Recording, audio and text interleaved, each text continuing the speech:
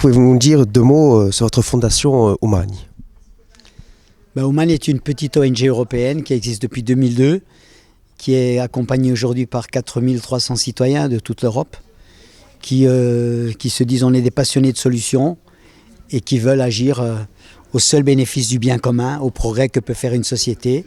Et elle a 5 programmes d'action sur l'environnement, les terres nourricières, sur les solidarités, sur le multilinguisme, sur la transmission des savoirs et sur la non-violence. Donc aujourd'hui, vous étiez à Bonifacio pour parler de la non-violence. La non-violence, c'est quoi? Vous savez, le levain de la non-violence, c'est l'empathie. L'empathie, c'est se mettre à la place de l'autre.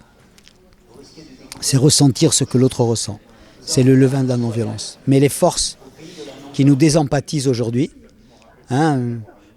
qui nous autorisent à chosifier les autres, à maltraiter les autres, à mépriser les autres, elles sont extrêmement puissantes. Et donc, ça, c'est une attaque grave contre notre âme, contre nos comportements.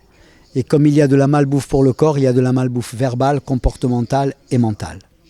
Eh bien, ce que nous faisons dans ces moments-là, en essayant de poser au cœur de la société ce paradigme de la non-violence, c'est d'abord nous reconnecter avec notre nature. La violence n'est pas notre nature. Elle est une violation de notre nature. C'est prouvé aujourd'hui par la non-violence. Et si ces centaines de collégiens écoutent pendant 2 heures, avec une attention particulièrement intense, c'est justement parce que ça les reconnecte avec leur vraie nature. Nous sommes beaucoup plus non-violents que violents. Les neurosciences le confirment aujourd'hui.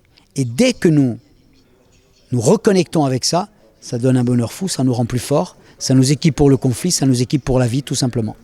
Quel conseil vous pouvez donner à cette jeunesse? Les conseils, d'abord, c'est peut-être prendre soin d'eux. Il y a une maltraitance de l'enfance, il y a une maltraitance de la jeunesse, y compris dans la société corse, il y a une maltraitance linguistique, culturelle. Qu'est-ce que ça fait de grandir aujourd'hui dans une société où on peut tuer quelqu'un à 2 km du collège, où on peut incendier une bergerie avec 200 chèvres vivantes à l'intérieur? Vous croyez que tout cela est neutre et inoffensif pour une jeunesse?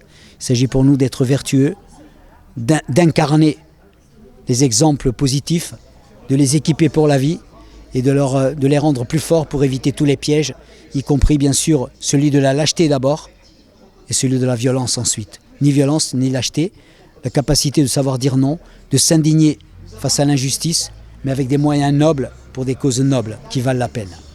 On a eu quand même beaucoup de témoignages, c'était assez émouvant de voir ces enfants s'exprimer devant tout le monde. Certains ont fait des pas de géant aujourd'hui.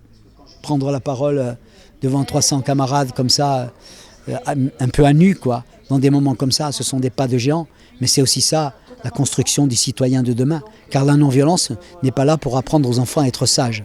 Elle est là pour leur apprendre à être debout, pour être des citoyens qui ont la force de dire non, qui ont la force de s'interposer, de refuser l'injustice et le mensonge, de les combattre et même quelquefois de les vaincre.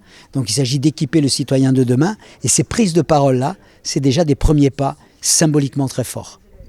Qu'avez-vous pensé de cette conférence? Alors j'ai pensé qu'elle était très intéressante parce qu'elle s'adressait à la fois aux élèves qui étaient présents, aux enfants, ainsi qu'aux adultes. Et que dans ce cadre, M. Jean-François Bernardine a bien exposé toutes les difficultés auxquelles tout le monde était exposé dans le cadre de la communauté éducative d'un établissement scolaire. Vous êtes-vous senti un petit peu visé par ce discours qu'il a porté? On se sent tous visés parce qu'on est chacun victime et responsable quand il y a de la communication. Et on peut aussi, nous, faire preuve de violence dans un établissement scolaire en tant qu'adultes, comme les élèves peuvent être violents entre eux et avec les adultes également. Alors comment s'est faite la rencontre entre M. Bernardine et le collège de Bonifacio? Alors c'est par l'intermédiaire de notre assistante sociale scolaire, Madame Dubier, qui s'est fait le relais. Nous on avait un besoin, on avait envie de l'inviter pour qu'il vienne parler aux enfants, aux élèves ainsi qu'à la communauté éducative, de la communication, du bien vivre ensemble, de tout ce qui fait qu'on forme les citoyens de demain et que justement on a cette mission-là et c'est une aide précieuse qu'ils soient venus pour nous en parler. Alors les élèves ils se sont exprimés assez librement, ça nous a beaucoup étonnés sur des difficultés soit qu'ils avaient rencontrées dans le passé, ils parlent beaucoup de harcèlement. Alors il faut toujours un peu peu faire attention à quand on parle de harcèlement parce que ça revêt plusieurs aspects. Mais en tout cas, ils ont tous exprimé assez librement des difficultés qu'ils avaient rencontrées, qu'ils rencontrent peut-être encore, ils ne l'ont pas dit, mais c'est possible. Ça nous oblige à être très vigilants d'ailleurs à ce sujet-là. Et puis ce qu'ils ont dit un peu aussi à demi-mot, c'est qu'il fallait faire attention aux autres, il fallait s'aimer soi-même. Donc ils ont retenu quand même beaucoup de choses, c'est très intéressant. Et je pense que voilà, il y a une suite à exploiter par ailleurs. Voilà, donc en parlant de cette suite, est-ce que vous allez proposer aux professeurs de parler justement de non-violence ? Alors il y a plusieurs choses, on peut déjà en parler entre nous, on peut faire aussi des actions et ça c'est plus profitable à l'égard de tous. La Fondation Human, donc Jean-François Bernardine, propose une formation par les pairs, c'est-à-dire de former les enseignants, les adultes, les personnels, pas uniquement les enseignants, tout ce qui fait un établissement scolaire pour justement parler comme il faut aux enfants, de façon à ce que tout le monde se sente compris et pas écarté. Et il peut aussi former les enfants et ensuite les enfants et les adultes se forment entre eux à cette communication non violente. Donc on peut très bien imaginer ça.